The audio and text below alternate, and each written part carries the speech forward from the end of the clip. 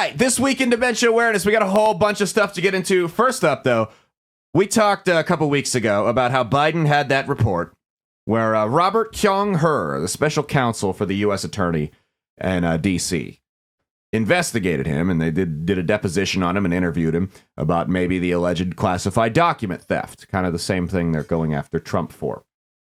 And they came to the conclusion, they did not exonerate him. It was very clear. They said that they couldn't bring him to trial. And honestly, I think this is worse than just saying, yeah, he definitely did it, put him in jail, throw away the key.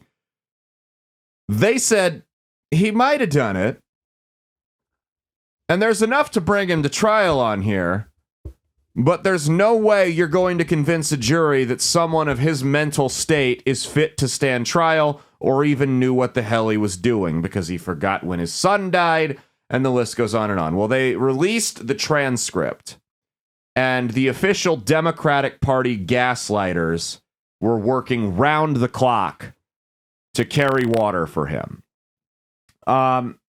We got some videos. Yeah, go ahead and pull that. This is Pramila Jayapal. She's a representative. I think I pronounced her name. I really don't even care. Go ahead, check out, see what she had to say. She had Mr. Her testified before Congress, and this representative and him had an exchange. Go ahead, check this out. So this lengthy, expensive, and independent investigation resulted in a complete exoneration of President Joe Biden. Nope. For every document you discussed in your report, you found insufficient evidence that the president violated any laws about possession or retention of classified materials. No, they found he had dementia. The primary law that you analyzed for potential prosecution was part of the Espionage Act, 18 U.S.C. 793E, which criminalizes willful retention or disclosure of national defense information. Is that correct? Congresswoman, that is one statute that we analyzed. I need to go back and make sure that I take note of the word that you used, exoneration. That is not a word that I'm appears going in to the continue report, with my questions. I'm going to continue with my questions. I know that the term... she controls the narrative. I know that whether the term... sufficient evidence existed such that the likely outcome you exonerated would be a conviction. him. I know No. that the Not term exonerate him. willful That word does not appear in retention the has a... report, Congresswoman. Mr. Hur, it's my time. Thank you. It's my time. You see, it's her time. She controls the narrative. She said you exonerated him. You didn't use the word exoneration or exonerate or exonerated once in the entire report, but she said it's true, so she's going to double down. Remember what we said from their leaked documents from a couple months ago? What we found in it, one of the key things they said was if you have a multi-pronged attack that repeats the same talking point over and over and over again, people will start to believe it's true. Yeah, it's the old adage. You repeat the same lie long enough, people start to believe it's true. Even you start to believe it's true. Well, this is AJ Delgado, one of their new she's one of their new Twitter grifters. They had one for a while that, they feed them all the generic talking points, and they'll just recite bullshit that panders to the base, and it's obvious lies and half-truths and misinformation.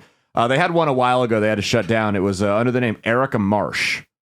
And people looked into it, and they ran a reverse image lookup on the picture, and it was a character from the TV show One Tree Hill.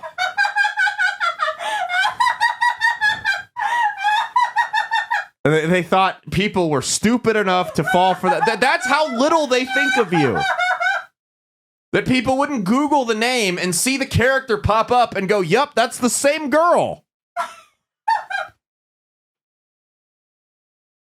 And that's all it would do. Is it was a bot. It would recite. It wasn't even a real person. A bot would get fed the same talking points that the rest of their grifters get, and just recite this bullshit. And they're not that dumb. That's how little they think of you. They used a TV show character that you can find out in like 5 seconds on a Google search who it was, and they're like, we'll do it in their face, and they won't do nothing about it because we gaslight them. That's what we're the gaslighting administration. That's what we do. So AJ Delgado says, "Holy shit," in all caps. Can you turn the audio mixer on? Sorry. Says, "Holy shit," in all caps. We now have the 5-hour transcript. Turns out Biden couldn't remember when Bo died was all lie. That's what it says, was all lie, not all a lie. There's a special place in hell for these MAGA people and her. Her being the Asian guy that we just showed on the video, not her, a woman. So here's the transcript that shows that she claims as proof that Biden couldn't remember what year his son died. Biden says, "What month did Beau die?" "Oh, God, May 30th. Mr. Biden asks the room. A White House lawyer responds, 2015. "Was it 2015 he had died?" the president asks. An unidentified person in the room replies, "Yes, it was May of 2015. Biden agrees. "It was 2015, he said. So let me read her tweet again. Turns out that the Biden couldn't remember when Beau died was all lie. That transcript, by the way, that we'll read the full quote in a minute here, that she cropped, literally proves that he couldn't remember what year his son died. Hers report didn't say he couldn't remember when he died. He said he couldn't remember what year he died. So here's the full transcript. And I'm going to read this as much like Biden as I can. This is word for word what this says. I got to count the amount of ums here first. All right, here we go. Well, I don't know. This is what, 2017, 2018, that area? Her says, "Yes, sir. Remember, in this time frame, my son has either been deployed or he's dying. And so it was, and by the way, there were still a lot of people at the time when I got out of the Senate that were encouraging me to run in this period, except the president. And not a mean thing to say. He just thought that she had a better shot of winning the presidency than I did." He's talking about Hillary. "And so I hadn't at this point, even though I'm at Penn, I hadn't walked away from the idea that I may run for office again. But if I ran again, I'd be running for president. And so what was happening, though? What month did Beau die? Oh, God. May 30th, 2015, the White House lawyer says. Unidentified male speaker, 2015. Was it 2015 he died? Yes, it was May of 2015. It was 2015. So they left that part out. So he had no idea what was even going on at the time. He didn't know when he was vice president. He didn't know when he was in the Senate. He didn't know when his son died. But they're going to run with that. And this is how stupid they think you are and how desperate they are. They're relying on you not even clicking on the image from the report and seeing that he literally says he couldn't remember what year his son died. They're depending on you being that stupid. Because if they repeat the same lie long enough people are going to fall for it. And their base is a bunch of mindless zombies anyway, so they're gone. But it's the people in the middle that might fall for this bullshit that they're relying on them just seeing the tweet and then seeing a bunch of little text on an image that they don't want to click on because they're driving or at work or doing whatever. And they're like, "Oh, it was a lie. Cool. That guy's a liar."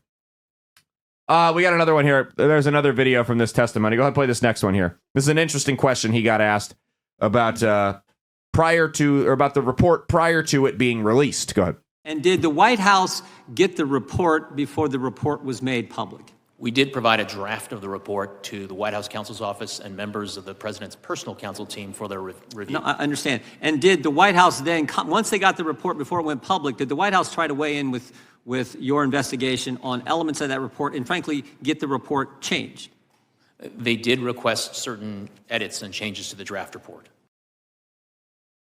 So the White House they gave him the courtesy of saying, "Hey, we're going to release these documents. It's probably not going to look too good on you.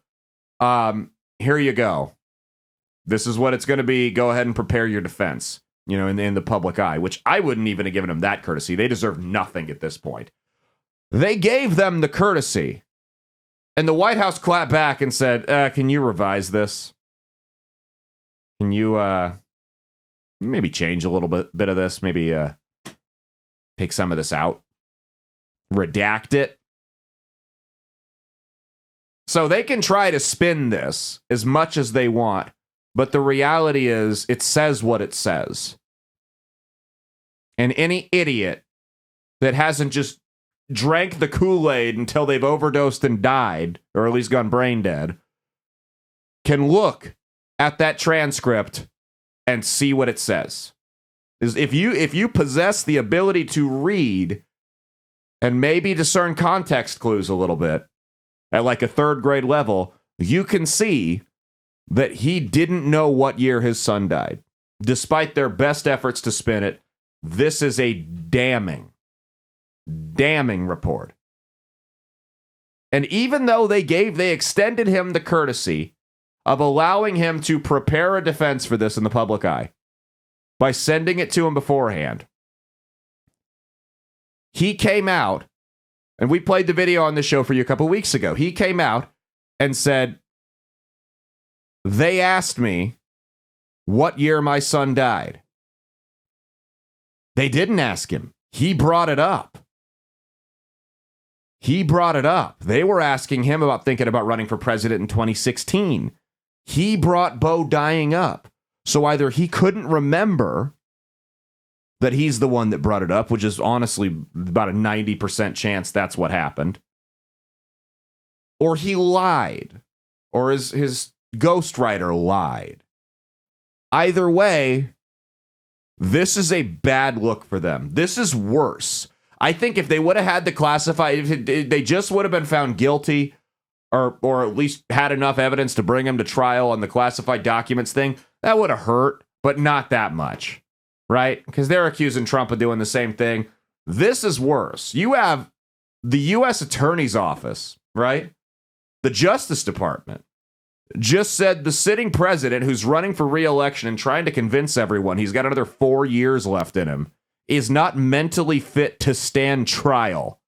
That's about as damning of a finding as you can get. Hey, thanks for watching. If you liked what you saw, be sure to click the link in the description to get the full episode on Rumble. If you prefer to listen along, you can actually get us on Spotify, Spreaker, and iHeartRadio. You can also go to www.outlawstreamers.com to learn more about not just my show, but tons of other great shows and all the exciting projects they have coming up. Follow my socials at Caleb Isn't Funny on Twitter and Instagram, at Caleb Salvatore Comedy on the Chinese Spy app that is TikTok, and be sure to like and subscribe to this YouTube channel. Thanks, and we'll see you every Saturday for brand new episodes of That's Based. Peace.